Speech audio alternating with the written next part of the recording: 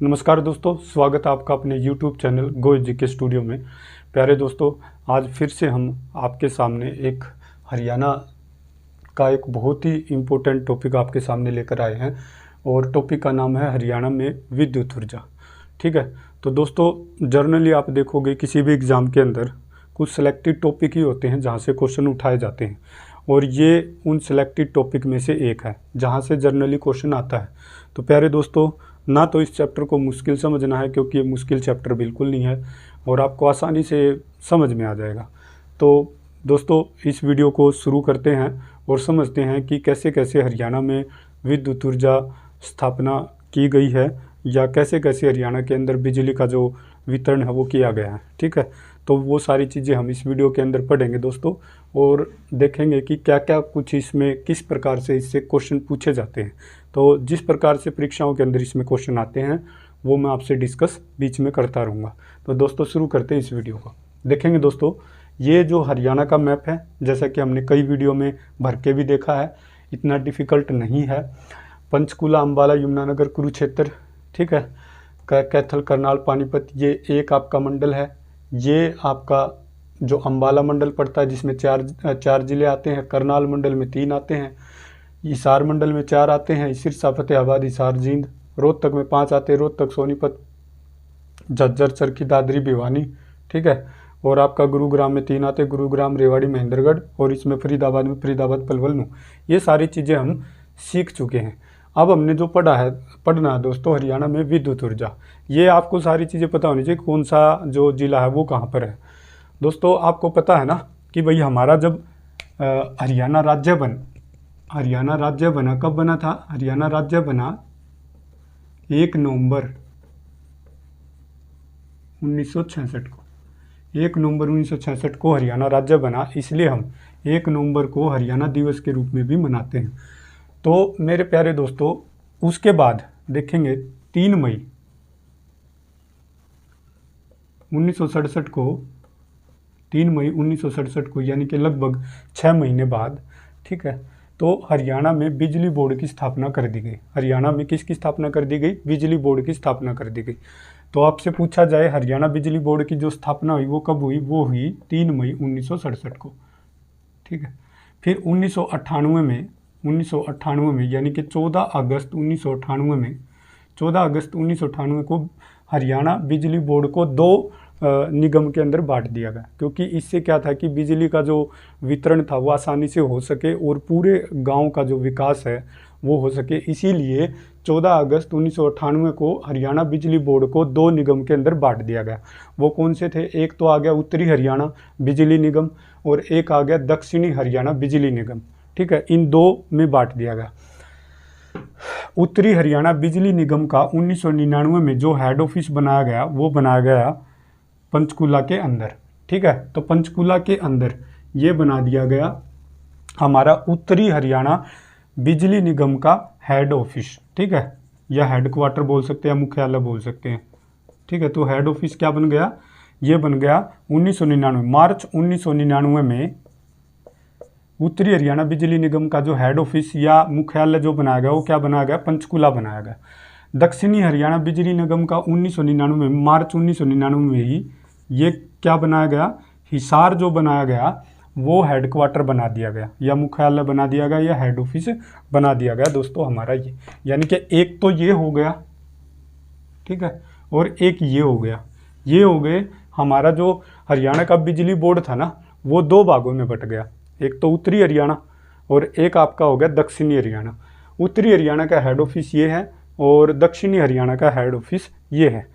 दोस्तों आप देखोगे पंचकूला जो है, यानी कि जो उत्तरी हरियाणा का हेड ऑफिस है, उत्तरी हरियाणा बिजली निगम का हेड ऑफिस है, ठीक है। उत्तरी हरियाणा बिजली निगम के अंदर टोटल 10 जिले आते हैं। वो कौन कौन से आप देखोगे? एक तो है आपका ये पंचकूला, एक आपका अम्बाला, एक आपका यमुनानगर, एक आपका कुरुक्षेत्र, एक आपका कैथल, एक करनाल, एक पानीपत, एक सोनीपत और एक रोहतक और एक झज्जर। तो ये वो 10 ज़िले हैं, ठीक है, जो आपके उत्तरी हरियाणा बिजली निगम के अंदर आते हैं। यानी कि टोटल कितने ज़िले कवर करता है ये? ठीक है। तो 10 जिले इसके अंतर्गत आते हैं। बाकी दक्षिणी हरियाणा में 12 जिले आते हैं, ठीक है। दक्षिणी हरियाणा जो बिजली निगम है, ठीक है, तो आपने ध्यान रखना उसके अंतर्गत 12 जिले बाकी के आते हैं। दक्षिणी हरियाणा बिजली निगम भी 2 भागों में बटा होगा, जिसमें वैसे तो आप ऐसे ही याद रखना कि भाई जो 10 जिले हैं वो तो आते हैं उत्तरी हरियाणा बिजली निगम के अंदर। ये मैंने लिख दिया नंबर कि कौन कौन से जिले हैं जो उत्तरी हरियाणा बिजली निगम के अंतर्गत आते हैं। बाकी के बच गए वो सारे दक्षिण हरियाणा के अंदर आते हैं। दक्षिण हरियाणा में भी 2 तरह से बटा, कुछ तो दिल्ली के हिस्से में आ रहे, कुछ हिसार में, लेकिन हमने याद यही रखना है कि 12 जिले जो आते हैं वो दक्षिण हरियाणा में आते हैं। इन बाकी सभी को छोड़कर, 10 को छोड़कर बाकी तो 12 ही बचे ना भाई। टोटल कितने जिले हरियाणा के अंदर? 22 जिले, तो 10 इसके अंदर आ गए तो 12 इसमें बच गए। और इसका जो हेड ऑफिस बनाएगा वो क्या बनाएगा? हिसार बनाएगा। ये आपने ध्यान रखना दोस्तों। आगे देखेंगे, एक आपने याद रखना हरेडा, ठीक है। हरेडा की जो फुल फॉर्म है Haryana renewal energy development agency. H से हो जाएगा हरियाणा, आर से रीन्यूअल हो जाएगा, ई से एनर्जी हो जाएगा, डी से डेवलपमेंट हो जाएगा और ए से एजेंसी हो जाएगा। इसकी जो स्थापना की गई वो की गई 1997 के अंदर, ठीक है। तो आपसे ये क्वेश्चन पूछा जा सकता है कि हरेडा यानी कि Haryana renewal energy development agency की स्थापना कब हुई थी? तो आपको ध्यान रखना 1997 के अंदर इसकी स्थापना हुई थी। इसका मुख्यालय कहाँ पर है? इसका मुख्यालय भी पंचकुला के अंदर है। इसका मुख्यालय कहाँ पर है? पंचकुला के अंदर। किसका मुख्यालय? हरेडा का जो मुख्यालय है वो किसके अंदर है? पंचकुला के अंदर है। ये आपने ध्यान रखना। इसको हिंदी में भी बोल सकते हैं, हिंदी में भी आ सकता है ये हरियाणा अक्षय ऊर्जा विकास एजेंसी। देखो हरियाणा रीन्यूअल का मतलब अक्षय, अक्षय का मतलब यहाँ पर क्या है? नवीकरणीय ऊर्जा के ऐसे स्रोत, ठीक है, जो ख़त्म नहीं होते हैं, यानी कि बार बार बनते रहते हैं। जैसे सौर ऊर्जा होगी, पवन ऊर्जा होगी, तो ये ऊर्जा के ऐसे स्रोत हैं जो बार बार बनते रहते हैं, तो वो नवीकरणीय या अक्षय ऊर्जा स्रोत कहलाते हैं। तो हरियाणा अक्षय ऊर्जा विकास एजेंसी भी इसको बोल सकते हैं हरेडा को। ये हिंदी में नाम है और ये इसका इंग्लिश में नाम है, तो आपको ऐसे याद रखना है, ठीक है। हरियाणा में अक्षय ऊर्जा भवन, ये ध्यान रखना, अक्षय ऊर्जा भवन की स्थापना कहाँ पर की गई है? वो पानीपत के अंदर की गई है। कहाँ पर की गई है? पानीपत के अंदर की गई है। तो हरियाणा में अक्षय ऊर्जा भवन की स्थापना कहाँ पर की गई है? पानीपत के अंदर की गई है। जब अक्षय ऊर्जा भवन आ जाए तब तो आपने पानीपत लगाना है। क्या लगाना है? पानीपत लगाना है। अब ये देखो अक्षय ऊर्जा विकास एजेंसी की बात हो रही है, तो इसका मुख्यालय पंचकुला के अंदर आएगा। ये अलग चीज़ है, ये अलग चीज़ है। म्हारा गांव जगमग योजना ये कब आई थी? 1 जुलाई, ये जो योजना चली थी 1 जुलाई 2015 को चली थी। 1 जुलाई 2015 को म्हारा गांव जगमग योजना, इंपॉर्टेंट है, इसको याद करना आप लोगों ने, ठीक है। म्हारा गांव जगमग योजना, म्हारा गांव जगमग योजना 1 जुलाई 2015 को शुरू हुई थी, ठीक है। मॉनिटरिंग स्टेशन, अब ये मॉनिटरिंग स्टेशन क्या होते हैं? मॉनिटरिंग स्टेशन जो होते हैं वो हवा यानी कि पवन ऊर्जा मापने के लिए इनका प्रयोग किया जाता है। और मॉनिटरिंग स्टेशन जो है वो पंचकुला के अंदर है। तो आपसे पूछा जा सकता है कि मॉनिटरिंग स्टेशन कहाँ पर है? पंचकुला के अंदर है। पवन ऊर्जा मापने के लिए इनका प्रयोग किया जाता है मॉनिटरिंग स्टेशन का। और भी जैसे फतेहाबाद और गुरुग्राम के अंदर भी मॉनिटरिंग स्टेशन बने हुए हैं, लेकिन मेन तो आपने ध्यान रखना पंचकुला के अंदर। अगर तीनों ऑप्शन में हो तो पंचकुला लगाओगे, नहीं तो वैसे अगर तीनों और नीचे उपरोक्त सभी तो आप फिर आपने उपरोक्त सभी में लगाना, ठीक है।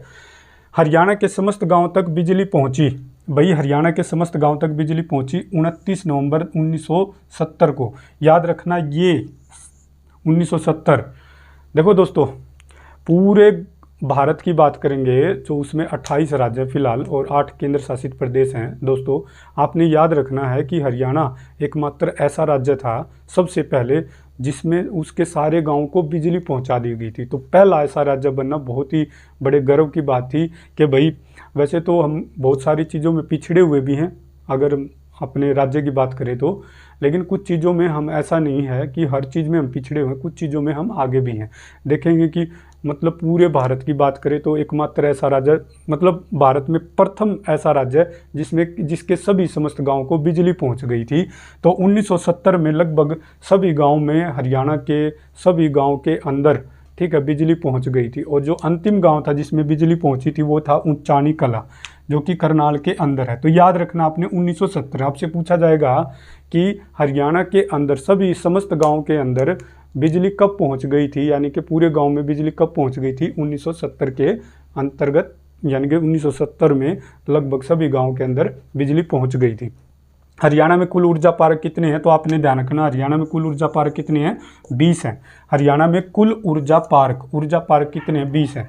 अगर बाई चांस आपको ये याद ना रहे तो आप ऐसे याद कर लेना, मैं पार्क में घूमने के लिए गया था, वहाँ मतलब वीकनेस की वजह से मेरी एनर्जी कमज़ोर पड़ गई, लेकिन मेरे पास थी 20 रुपये की फ्रूटी, मैंने वो पी ली, मेरे अंदर एनर्जी आ गई और मैं फिर से घूमने लगा। तो आप ऐसे याद कर सकते हो इसको, हरियाणा में कुल ऊर्जा पार्क कितने हैं, वो हैं 20 रुपये की फ्रूटी पी ली, तो आपने ऐसे याद रखना है।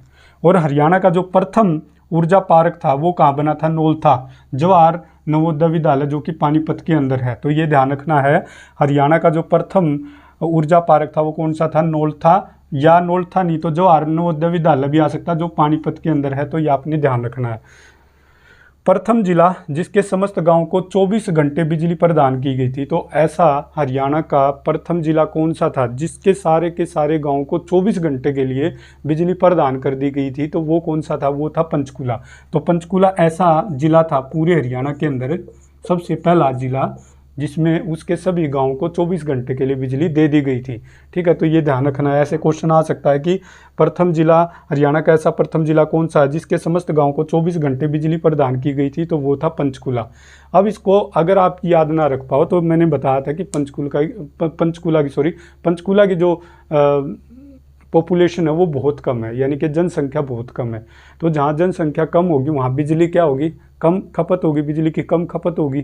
और जहाँ बिजली कम लगे तो उसको 24 घंटे भी देंगे तो भी क्या होगा, 24 घंटे भी बिजली कम ही लगेगी। इसलिए उन्होंने सबसे पहले यहाँ पर बिजली दे दी, क्योंकि यहाँ जनसंख्या कम थी, बिजली यहाँ पर कम उपयोग होती थी। तो आपने इसको ऐसे याद रखना है। दोस्तों, राज्य की प्रथम तापीय परियोजनाएं कौन सी हैं, राजीव गांधी, ये ध्यान रखना। राज्य की प्रथम तापीय परियोजनाएं कौन सी हैं, राजीव गांधी है, जो कि खेदड़, जो कि हिसार के अंदर पड़ता है खेदड़, उसमें प्रथम तापीय परियोजना हरियाणा के अंदर क्या की गई थी, स्थापना इसकी की गई थी प्रथम तापीय परियोजना की, राजीव गांधी है, याद रखना उसका नाम है, इस परियोजना का नाम है राजीव गांधी, और ये खेदड़ हिसार में पड़ती है। सर्वाधिक विद्युत संयंत्र जो लगाए गए थे वो किसके कार्यकाल में लगाए थे, वो लगाए गए थे दोस्तों भूपेंद्र सिंह हुड्डा के कार्यकाल में लगाए गए थे। तो सर्वाधिक विद्युत संयंत्र किसके, ध्यान रखना, विद्युत संयंत्र सबसे ज़्यादा किसके शासनकाल में लगाए थे, भूपेंद्र सिंह हुड्डा के शासनकाल में लगाए गए थे। अब दोस्तों हमने ऐसी कुछ परियोजनाएं पढ़नी है, ठीक है, जो विद्युत ऊर्जा से रिलेटेड हैं, यानी कि जिन जिन परियोजना के माध्यम से हरियाणा के अंदर विद्युत ऊर्जा जनरेट की गई या बनाई गई या उसकी स्थापना हुई, तो वो सारी चीज़ें हम पढ़ेंगे। एक तो ध्यान रखना दोस्तों, यमुनानगर है, ठीक है, यमुनानगर है, याद रखना इसके अंदर जो हैं वो 3 परियोजनाएं आती हैं, ठीक है, 3 परियोजनाएं हैं इसके अंदर, कितनी हैं, 3 हैं। फिर आ जाओ पानीपत है, पानीपत के अंदर कितनी आती है, पानीपत के अंदर 1 आती है, पानीपत के अंदर कितनी आती है, 1 की बात कर रहा हूँ मैं, 1 किसके अंदर आती है, फरीदाबाद के अंदर, फरीदाबाद के अंदर भी आती है 1, तो वो सारी हमने पढ़नी है, ठीक है। झज्जर में देखोगे आप, झज्जर में भी 2 आती हैं, इंदिरा गांधी और महात्मा गांधी, तो ये जो 2 हैं ये झज्जर के अंदर आती हैं, इसमें 2 हैं भाई झज्जर के अंदर, ठीक है। और देखोगे आप हिसार के अंदर 1 आती है, कितनी आती है, 1 आती है हिसार के अंदर। कौन सी परियोजना, वो मैं सारी अभी पढ़वाऊंगा आपको, ठीक है, तो मुश्किल नहीं है दोस्तों। और 1 इसके अंदर आती है, 1 फतेहाबाद के अंदर आती है, 1 यहाँ पर आती है फतेहाबाद के अंदर, 1 फतेहाबाद के अंदर आती है। वो कौन कौन सी आती है वो हम पढ़ेंगे। तो 1 यहाँ पर आती है, तो 1 2 3 और 2 5 और 1 6 और टोटल, और 6 और 3 9, टोटल हो गई 9। तो वो 9 हमें परियोजनाएं पढ़नी है कि कौन कौन सी परियोजनाएं हैं जो जिससे विद्युत ऊर्जा हम जनरेट करते हैं, तो या की थी या स्टार्ट की थी, वो हम लोगों ने अभी देखना। दोस्तों ये तो मैंने क्या करवाया है, अभी अभी आपको ये सिंपल चीज़ें जो इससे रिलेटेड हैं, टॉपिक से जो पूछी जा सकती हैं, वो मैंने आपको करवाई है, ठीक है। अभी अभी हम क्या करेंगे, अब हम करेंगे जो मेन जो हमारा टॉपिक है ना, वो अब शुरू होगा, ठीक है। तो देखोगे आप कैसे कैसे हैं,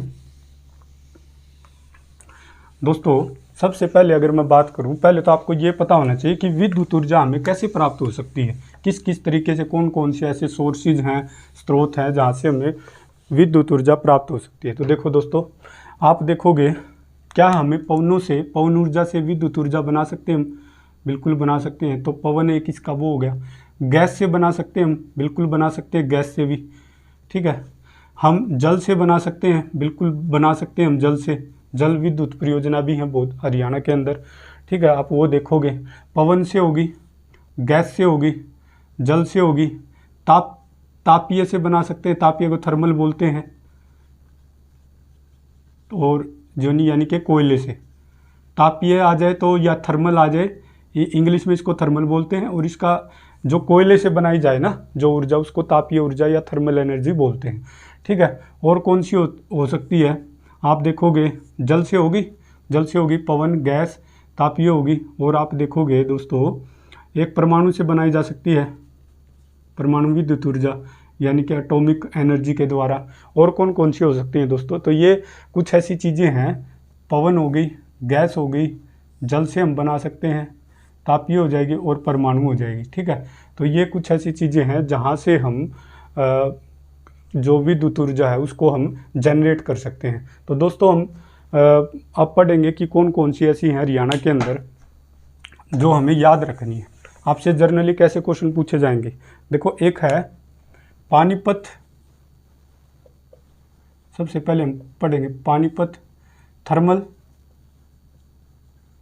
विद्युत परियोजना।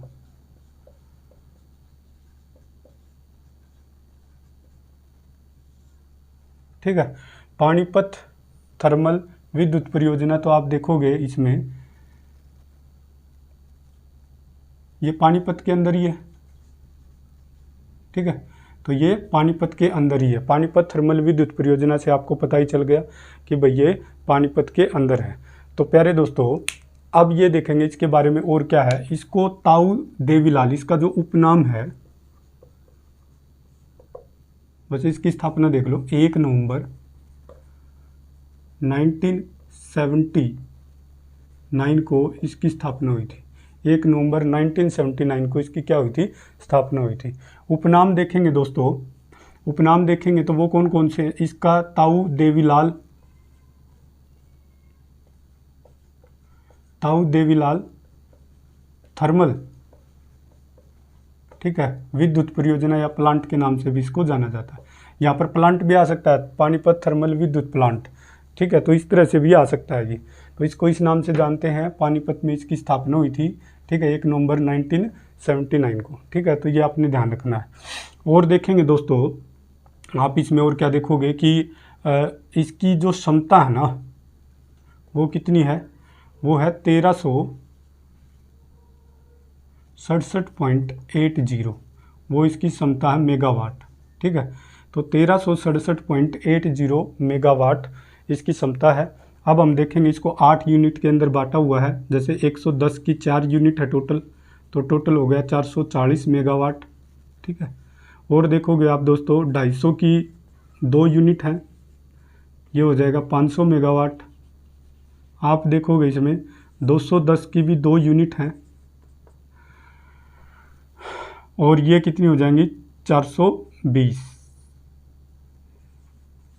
ये मेगावाट। तो टोटल आप देखोगे ना तो इसी के करीब जाएगा। तो ये आ जाएंगे भाई 1360 मेगावाट बन जाएगा टोटल, मतलब लगभग इसके करीब जाएगा। ठीक है, तो आपको याद रखना है कि भाई पानीपत थर्मल विद्युत परियोजना जो पानीपत के अंदर है, 1 नवंबर 1979 को इसकी स्थापना। उपनाम हो जाएगा ताऊ देवीलाल थर्मल प्लांट जो है, क्षमता 1367.80 जो मेगावाट है। ये आपने याद रखनी, क्षमता पूछी जा सकती है। ठीक है, उपनाम पूछा जा सकता है, आपसे पूछा जा सकता है पानीपत थर्मल विद्युत परियोजना जो है वो आपकी कहाँ पर है, ये पूछी जा सकती है। तो पानीपत के अंदर मैंने कितनी बताई थी? 1 बताई थी। और ये देखो क्या है, ये थर्मल है। थर्मल यानी कि कोयले से जो बनती है। थर्मल को हिंदी में क्या बोलते हैं? तापीय। तो आपने ये दोस्तों ध्यान रखनी है। ठीक है, 1 मिनट रुकना दोस्तों।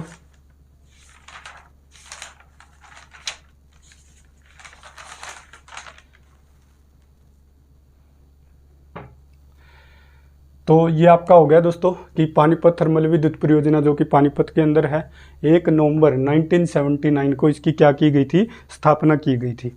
क्या की गई थी, स्थापना। दोस्तों आगे हम देखेंगे, और इसका अगर गांव भी आ जाए ना तो आपने आसन गांव याद रखना है, ठीक है। गांव अगर पूछा जाए तो पानीपत में है आसन गांव,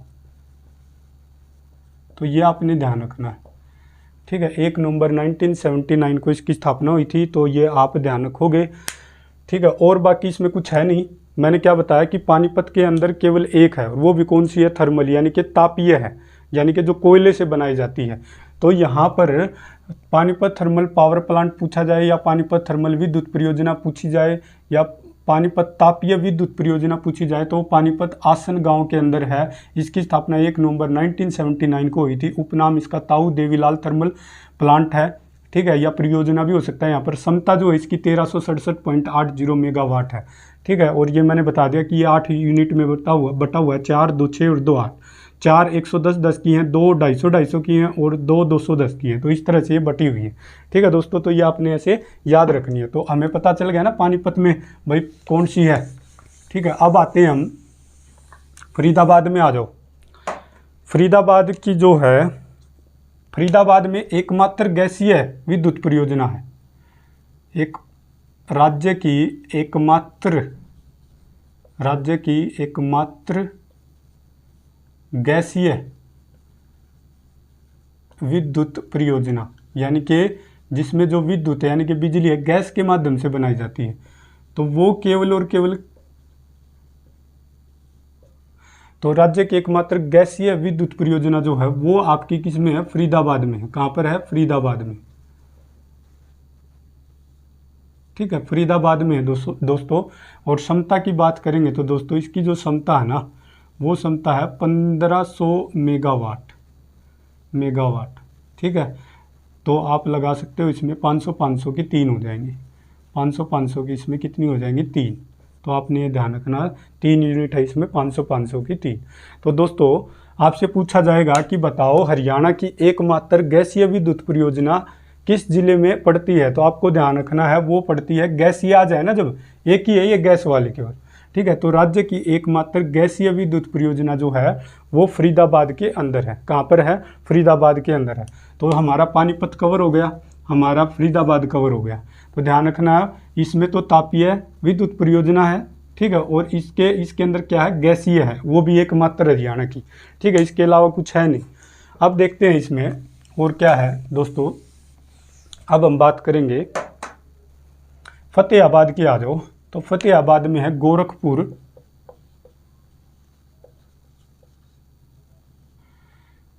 परमाणु विद्युत परियोजना, गोरखपुर परमाणु विद्युत परियोजना,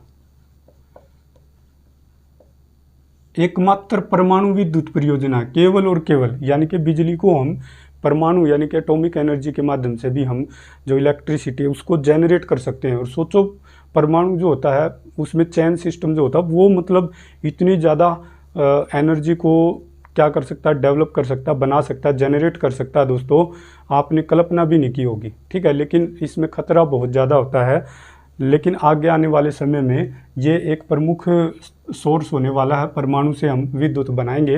लेकिन अभी इतनी पॉसिबिलिटी नहीं है क्योंकि इसको मैनेज करने में बहुत ज़्यादा दिक्कतें आती हैं। तो आपको ये ध्यान रखना, गोरखपुर परमाणु विद्युत परियोजना, ठीक है, ये आपने याद रखनी है। ये कहाँ पर है, गोरखपुर गांव पड़ता है फतेहाबाद में, ठीक है। तो गोरखपुर गांव है जो कि फतेहाबाद में पड़ता है दोस्तों, वो आपने याद रखना है। तो ये आपका है, इसकी जो स्थापना हुई थी वो हुई थी 2014 में। किस में हुई थी, 2014 में हुई थी। तो गोरखपुर परमाणु विद्युत परियोजना गोरखपुर गांव फतेहाबाद में, फतेहाबाद में एक गोरखपुर गांव है, तो उसमें इसकी स्थापना की गई है, ठीक है। और यहाँ पर है 2800 मेगावाट, 2800 मेगावाट की जो है इसमें लगाई गई है परमाणु विद्युत परियोजना, जो कि 700 की 4 यूनिट में बटेगा। तो टोटल कितनी हो जाएगी, 2800 हो जाएगी। तो देखो यहाँ से भी क्वेश्चन पूछे जाते हैं, गोरखपुर परमाणु विद्युत परियोजना हरियाणा के किस जिले में है। तो आपको बताना है कि वो फतेहाबाद में है, गोरखपुर गोरखपुर कहाँ पर है? फतेहाबाद में। आपको ये ध्यान रखना है। कब स्थापना की गई? 2014 में इसकी स्थापना की गई। कितनी मेगावाट बिजली का उत्पादन करता है? 2800 मेगावाट बिजली का उत्पादन करता है। कितनी? 700 की 4 यूनिट है इसके अंदर, 700 की 4 यूनिट है इसके अंदर, तो टोटल 2800 मेगावाट बिजली का ये क्या करता है? उत्पादन करता है। ये आपने ध्यान रखना है। तो हमने क्या किया? एक पानीपत कवर कर लिया, एक फरीदाबाद कवर कर लिया, एक फतेहाबाद हमने कवर कर लिया। ठीक है दोस्तों, एक हम पढ़ेंगे हिसार के अंदर। हिसार के अंदर भी एक ही है ना, तो हिसार के अंदर है हमारा राजीव गांधी। राजीव गांधी तापीय, तापीय का मतलब फिर बता लेता हूँ, थर्मल, यानी कि जो कोयले से बने। ठीक है, इसको थर्मल भी बोल सकते हैं। राजीव गांधी तापीय विद्युत परियोजना, इसके क्या क्या याद रखने? एक तो दोस्तों ये हिसार के अंदर है, आपको पता है ना, राजीव गांधी की हत्या कर दी गई थी। ठीक है, तो ये लगा लो कि इनके शरीर के चिथड़े चिथड़े उड़ गए थे, शरीर का कोई भी हिस्सा नहीं मिला था। तो आपको ऐसे याद रखना, राजीव गांधी, राजीव गांधी के शरीर का कोई भी हिस्सा नहीं मिला था, तो हिस्सा से क्या हो जाएगा? हिसार हो जाएगा। ठीक है, राजीव गांधी जो तापीय है थर्मल विद्युत परियोजना है, इसकी जो स्थापना की गई थी वो 2010 में की गई थी। ठीक है, 2010 में इसकी स्थापना की गई थी दोस्तों। ठीक है, ये आपने ध्यान रखना है। और अगर आप इसमें ध्यान रखोगे तो इसमें जो क्षमता है ना, इसकी क्षमता है वो है 1200 मेगावाट। 1200 मेगावाट इसकी क्या है? क्षमता है। 1200 मेगावाट है, हम ये बोल सकते हैं 600 के 2 हो जाएंगे, तो 2 यूनिट में ये बटा हुआ है, 600 की 2 यूनिट में। दोस्तों एक जो इसकी स्थापना, इसका जो स्थापना की गई थी, ठीक है, या निर्माण किया गया था, वो किया गया था, इसका निर्माण वो किया गया था किसके? रिलायंस ऊर्जा लिमिटेड के द्वारा इसका निर्माण किया गया था। रिलायंस ऊर्जा लिमिटेड, रिलायंस ऊर्जा लिमिटेड के द्वारा इसका क्या किया गया था? निर्माण किया गया था। किसका निर्माण किया गया था? राजीव गांधी तापीय विद्युत परियोजना का जो निर्माण किया गया वो रिलायंस ऊर्जा लिमिटेड की हेल्प से किया गया था। ठीक है, क्षमता कितनी है? 1200 मेगावाट, यानी कि 600 की 2 यूनिट है। हिसार के अंदर है, 2010 में इसकी स्थापना की गई। और क्या याद रखना है दोस्तों? देखो ये थर्मल है, तो थर्मल के लिए हमें किसकी, यानी कि तापीय ऊर्जा के लिए हमें कोयले की जरूरत पड़ेगी। इसके लिए एक स्पेशल चीज़ याद रखनी कि इसके लिए जो कोयला आता है ना, इसके लिए जो कोयला आता है वो हमें मिलता है महानदी कोल, कोल का मतलब कोयला, कोल फील्ड लिमिटेड, जो कि कहाँ पर है? उड़ीसा में। तो वहाँ से इसके लिए क्या आता है दोस्तों? कोयला आता है राजीव गांधी तापीय विद्युत परियोजना के लिए। दोस्तों आप समझ सकते हो कि कोयला हमारे हरियाणा के अंदर तो इतना है नहीं, खनिज पदार्थ बहुत कम है दोस्तों, लेकिन कुछ जैसे कोयले के लिए सबसे ज़्यादा जो हमारी विद्युत एनर्जी, जो विद्युत ऊर्जा है वो सबसे ज़्यादा कोयले पे ही डिपेंड है। कोयला ही सबसे ज़्यादा हम यूज करके जो एनर्जी है उसको डेवलप करते हैं या जनरेट करते हैं। लेकिन जो, क्योंकि फिर भी हमें इसके लिए दूसरे ज़िलों पर या कहीं और किसी फील्ड पर डिपेंड रहना पड़ता है। तो जैसे कि ये देखोगे राजीव गांधी के लिए स्पेशल बात ये है कि Mahanadi coal field limited Orissa से इसके लिए कोयला मंगवाया जाता है और तब जाके इसमें विद्युत एनर्जी जनरेट होती है। आप आगे देखोगे दोस्तों, हमने हिसार की बात कर ली, अब हम झज्जर के देखते हैं कौन से हैं 2। झज्जर के अंदर, झज्जर के अंदर है हमारे 2, मैंने बताया था आपको झज्जर के अंदर कौन से हैं? 2 हैं। एक तो है हमारी इंदिरा गांधी, इंदिरा गांधी सुपर, इंदिरा गांधी सुपर तापीय विद्युत परियोजना, इसको अरावली परियोजना के नाम से भी जाना जाता है। यानी कि इंदिरा गांधी की जगह क्या आ सकता है? अरावली भी लिखा आ सकता है। या आपसे ऐसे पूछ सकते हैं कि कौन सी तापीय विद्युत परियोजना को अरावली तापीय विद्युत परियोजना के नाम से भी जाना जाता है, तो वो है इंदिरा गांधी, क्योंकि जिस कंपनी को ये सौंपा गया था ना, उस कंपनी का नाम क्या था? अरावली था, इसलिए इसको अरावली भी बोला जाता है। और दोस्तों आपने क्या याद रखना है? और आपने याद रखना है कि इंदिरा गांधी सुपर तापीय विद्युत परियोजना जो है वो झज्जर के अंदर है। कहाँ पर है? झज्जर के अंदर है। दोस्तों 1 मिनट देख लेता हूँ कहीं कुछ गड़बड़ तो नहीं होगी। ठीक है, चला हुआ है। तो इंदिरा गांधी सुपर तापीय विद्युत परियोजना जो है वो झज्जर के अंदर है। कहाँ पर है? झज्जर के अंदर। दूसरी कौन सी है?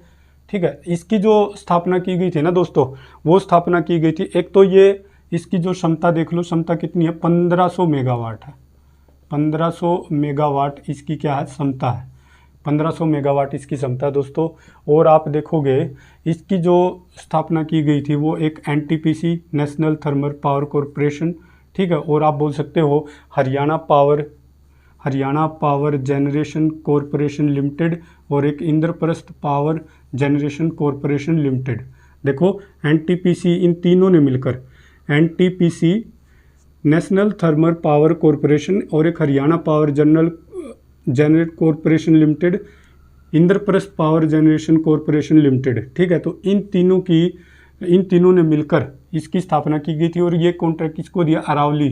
अरावली कंपनी को दिया था। इसलिए इसको इंदिरा गांधी सुपर तापीय विद्युत परियोजना के अलावा अरावली सुपर तापीय विद्युत परियोजना के नाम से भी जाना जाता है। तो ये आपने याद रखना है दोस्तों, मुश्किल नहीं है, ठीक है। और हम बात करेंगे इसकी जो शुरुआत हुई थी वो हुई थी 2007 में। कब हुई थी? 2007 में हुई थी। एक तो ये है झज्जर के अंदर, ठीक है, और दूसरी है दोस्तों हमारी महात्मा गांधी तापीय विद्युत परियोजना।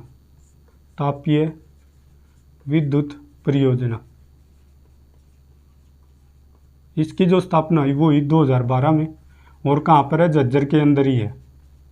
कहाँ पर है? झज्जर के अंदर है। 1320 मेगावाट की क्षमता है। कितनी क्षमता है? 1320 मेगावाट की इसकी क्षमता है। तो ये आपने याद रखनी है।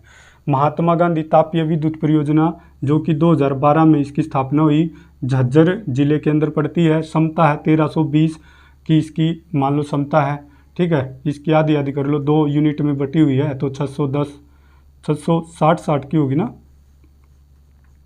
तो इस तरह से हो जाएगा। तो 2 यूनिट में बटी हुई है। तो दोस्तों झज्जर के अंदर 2 होगी हमारी, फरीदाबाद हो गया। झज्जर के अंदर कौन सी आ जाएंगी? इंदिरा गांधी और हमारी महात्मा गांधी। और इसके अंदर कौन सी थी? एकमात्र गैसीय विद्युत परियोजना इसके अंदर है फरीदाबाद के अंदर। फतेहाबाद के अंदर कौन सी है? गोरखपुर वाली है, ठीक है। हिसार के अंदर कौन सी है? राजीव गांधी वाली है। और पानीपत के अंदर कौन सी है? पानीपत थर्मल प्लांट, जिसको हम ताऊ देवीलाल थर्मल प्लांट के नाम से भी जानते हैं, ठीक है, या विद्युत, ठीक है ना, ये ध्यान रखना। अब हम पढ़ेंगे, हमारी ये होगी। अब हमारे पास है यमुनानगर। यमुनानगर के अंदर आप देखोगे तो 3 पड़ती हैं, ठीक है, 3 पड़ती हैं। उनमें से जो हमारी मेन है वो है दीनबंधु,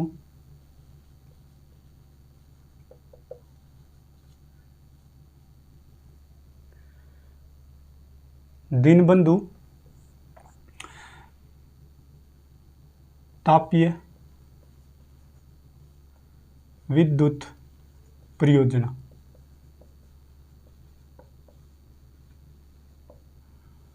दीनबंधु तापीय विद्युत परियोजना, ये हमारी दीनबंधु छोटू राम को कहते हैं ना, जो रोहतक जिले से पढ़ते हैं। दीनबंधु छोटू राम तापीय विद्युत परियोजना जो है ये हमारी यमुनानगर के अंदर है। कहाँ पर है? यमुनानगर के अंदर। कब स्थापना हुई? 2008 में हुई। कितनी है भाई? क्षमता कितनी है इसकी? क्षमता है 600 मेगावाट, ठीक है। तो 300 के आप 2 लगा सकते हो इसमें, तो 300 की 2 यूनिट है इसके अंदर, आप ऐसे ही लगा सकते हो, ठीक है। तो भाई दीनबंधु छोटू राम तापीय विद्युत परियोजना, ध्यान रखना, दीनबंधु तापीय छोटू राम भी आएगा, दीनबंधु छोटू राम, क्योंकि छोटू राम को दीनबंधु की उपाधि दी गई थी ना। तो दीनबंधु छोटू राम तापीय विद्युत परियोजना जो कि यमुनानगर के अंदर पड़ती है, 2008 में इसकी स्थापना हुई। क्षमता है इसकी 600 मेगावाट। कितनी है? 600 मेगावाट, ठीक है। यूनिट भले ये याद ना रहे, लेकिन ये क्षमता जरूर याद कर लेना, ठीक है। एक तो ये है दोस्तों, और एक इसके अंदर और कौन सी है? आप देखोगे इसमें एक सौर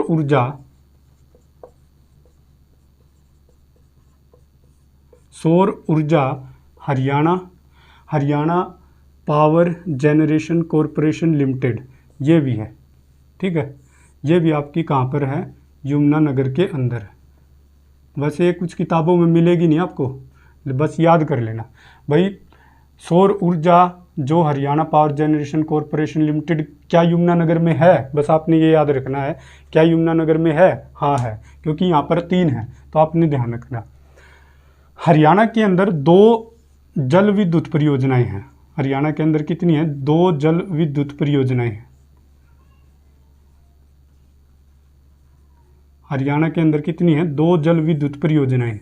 और कौन कौन सी है, एक तो है दोस्तों पश्चिमी यमुना नहर परियोजना,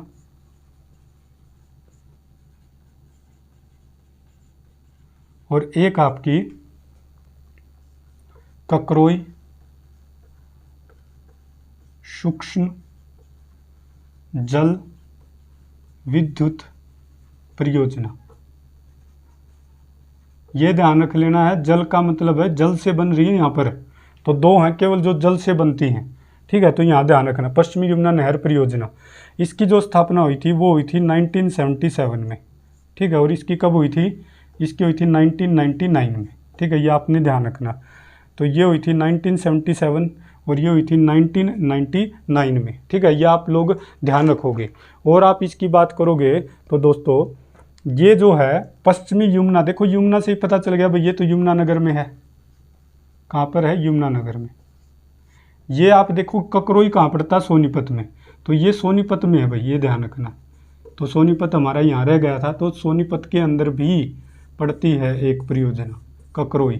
ध्यान रखना ककरोई गांव है एक सोनीपत के अंदर, तो वो आपको ध्यान रखना कि भाई जो सोनीपत के अंदर एक ककरोई सूक्ष्म है, सूक्ष्म का मतलब सबसे छोटी, और ये केवल और केवल जो इसकी क्षमता है ना वो 300 मेगावाट है। कितनी है, 300 मेगावाट है। कुछ किताबों में इसको हो सकता है 400 लिखा हो, ठीक है। अगर दोनों ऑप्शन में है तो आप 300 पे जाओगे, अगर 300 ऑप्शन में नहीं है फिर आप 400 पे जाना। विकिपीडिया के अनुसार ये 300 मेगावाट दिखाया गया है, तो आप इस पे जाओगे। अगर दोनों ऑप्शन में तो ये जाओ, अगर ये ऑप्शन में नहीं तो फिर हमें 400 पे लगाना, ठीक है। क्योंकि सूक्ष्म का मतलब क्या, छोटा, बहुत छोटी मेगावाट की है ये। और जल विद्युत परियोजना है, यानी कि यहाँ पर जल से विद्युत यानी कि इलेक्ट्रिसिटी बनाई जाती है, ठीक है। अब यहाँ पर देखो कि पश्चिमी यमुना नहर परियोजना यमुनानगर, ठीक है, ये 1977 में जो की गई थी। इसकी जो क्षमता ना दोस्तों, इसकी जो क्षमता वो है 1600 मेगावाट। इसकी क्या है, 400 के इसमें 4 जो हैं यूनिट लगी हुई हैं, ठीक है। तो ये आपने ध्यान रखना। अब यहाँ पर आप देखोगे ना मैप में, भाई यमुना नदी तो यहाँ से आती है ना, ये वाला यमुना नदी आती है, ये वाला, ठीक है। नहर बोल लो भाई।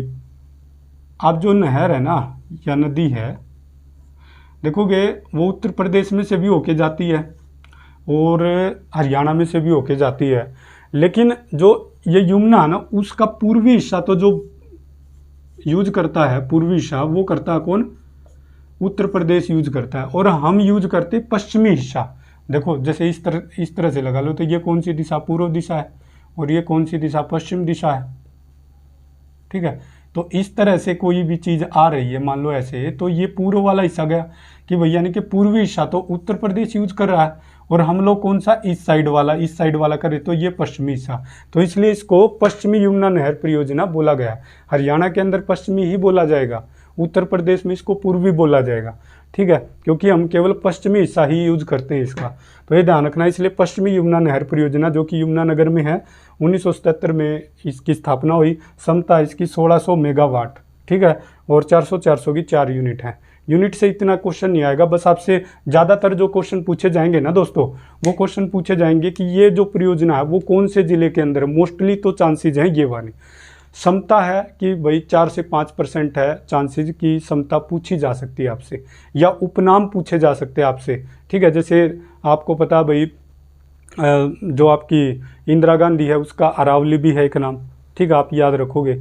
और पानीपत वाली का क्या नाम है, ताऊ देवीलाल है। तो ये 2 ही हैं ऐसे। तो देखो मैं फिर से एक बार रिवाइज करवा देता हूँ। फतेहाबाद के बाद फतेहाबाद में कौन सी है, गोरखपुर है। कौन सी है, गोरखपुर, जिसका लगभग 2800 और 2014 में 2800 मेगावाट क्षमता है और 2014 के अंदर इसकी स्थापना हुई थी। 700 की 4 यूनिट में बटा हुआ है।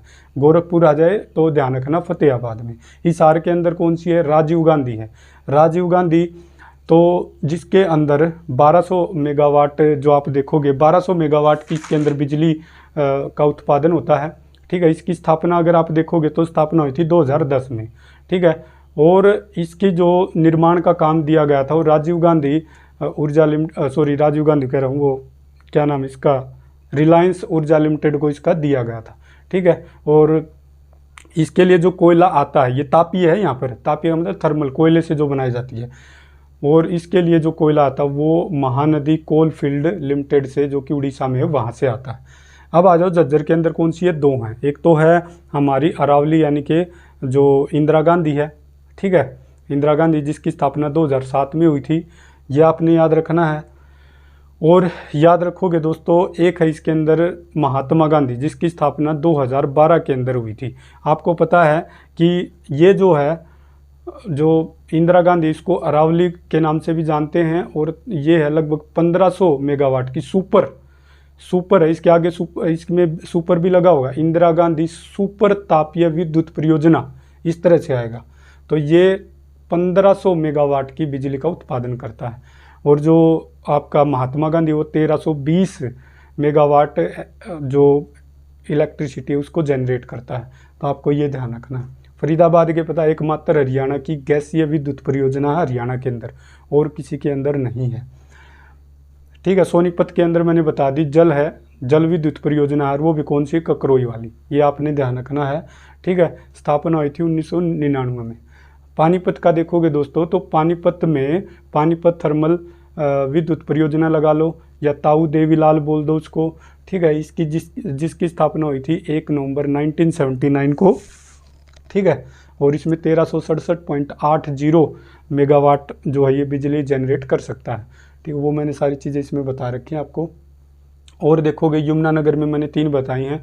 एक तो सौर ऊर्जा है, ठीक है, HPGCL, और एक आपकी हो जाएगी दीनबंधु छोटूराम यहाँ पर है, जिसकी स्थापना 2008 में हुई थी। 600 मेगावाट की वो बिजली जनरेट करता तापीय है। एक इसके अंदर और कौन सी है? एक इसके अंदर पश्चिमी यमुना है, पश्चिमी यमुना नहर परियोजना, यानी कि यहाँ पर जल भी है, तापीय भी है और सौर भी है। ठीक है, इसके अंदर 3 तरह से बिजली जनरेट की जाती है, सौर ऊर्जा के माध्यम से, तापीय ऊर्जा के माध्यम से यानी कि थर्मल एनर्जी के माध्यम से, और जल के माध्यम से होगी। ठीक है, थर्मल पावर उससे होगी। ठीक है, तो ये 3 तरह से हैं इसमें दोस्तों, ये आपने याद रखनी है। और एक सौर ऊर्जा हो जाएगी, सौर ऊर्जा, तापीय ऊर्जा और जल से। ठीक है, तो 3 तरह से ही।